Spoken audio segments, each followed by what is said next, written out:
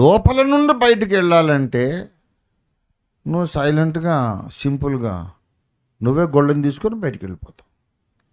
కానీ తలుపు తడుతున్నావంటే తలుపు గొళ్ళెం పెట్టుంది, బయట ఉన్నావు కానీ లోపల లేవు. సంఘము యొక్క తలుపు యేసయ్య తడుతున్నాడంటే లోపల ఉన్నాడా బయట ఉన్నాడా?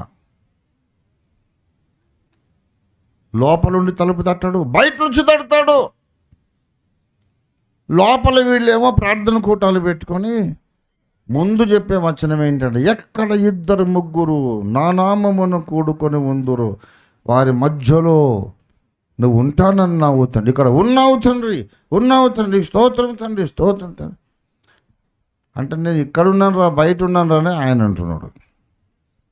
కాదు నువ్వు ఇక్కడే ఉన్నావు, ఇక్కడే అని దేవుడిని బ్రెయిన్ వాష్ చేద్దామని ప్రయత్నం చేస్తున్నారు వీళ్ళు. అవునా ఉన్నానేమో అని ఆయనకు డౌట్ రావాలి.